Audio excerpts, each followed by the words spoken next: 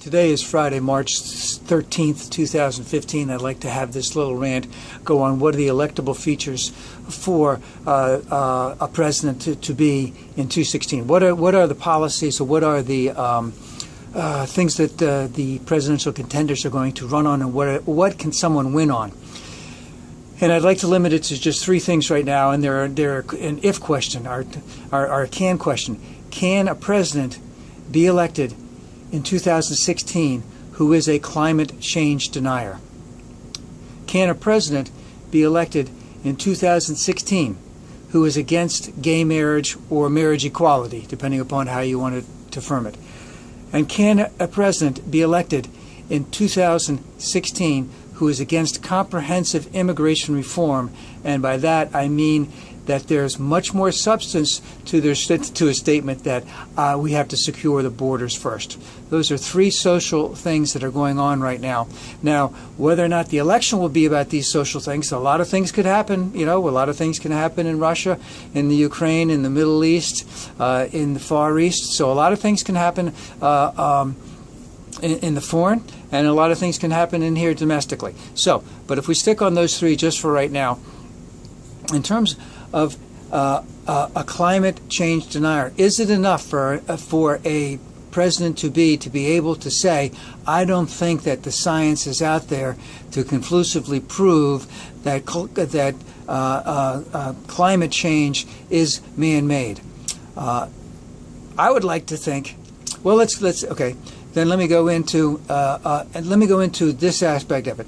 Right now, if we would just break down a little bit. Number one, if you say that we have 40% Republican, 40% Democrat, 20% Independent, that's fine, or 30% Republican, 30% Democrat, and 40% Independent.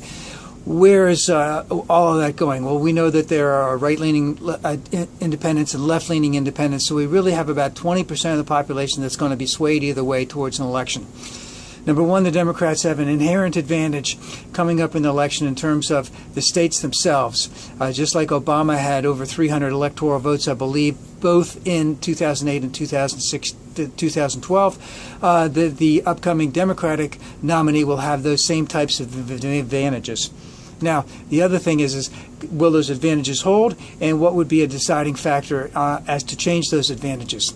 And so that's an inherent advantage to a Democrat. So the Republicans have to run on something where they can get a lot of people to go over to their side because they need to get a lot of these swing states. Ohio, Florida, what other swing states? Was it Minnesota, Indiana, Michigan? I can't remember all of them from the last time around, but there were a fair amount of them. North Carolina was one. I think Virginia was one. I think Virginia went to Obama. 2012, but in 2008, North Carolina went for him, but they didn't go in 2012. So, but can someone run and be a climate change denier and get those swing states? I don't know. And then can a candidate for president, let's just say a Republican, run in 2016 who is against gay marriage and win in those swing states? And can a candidate running for president in 2016 be against comprehensive immigration reform and win in those states? Now, of the three of those, the comprehensive immigration reform might allow the best latitude or leeway for a Republican nominee because they can. The border security is an important thing, and it does bring out votes, especially on the right. And, well, all of those things will bring out votes on the right. But my particular position is I don't see a Republican nominee being able to win a general election where we're going to have a lot more people out to vote in the swing states and in the other states. But in the swing states especially, who would be against all three of those? I just don't see that happening.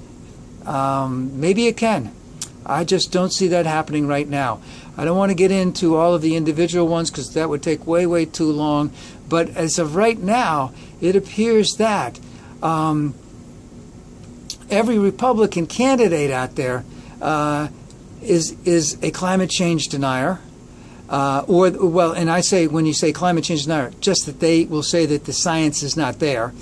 And if they have any wiggle room on gay marriage, they'll say that should be up to the states, so that should be decided by then. And in terms of comprehensive immigration reform, they can hedge on that all the way through. But I'm just saying, from a technical standpoint, is it possible for us in 2016 to elect someone who is against any of those things? I would like to think not.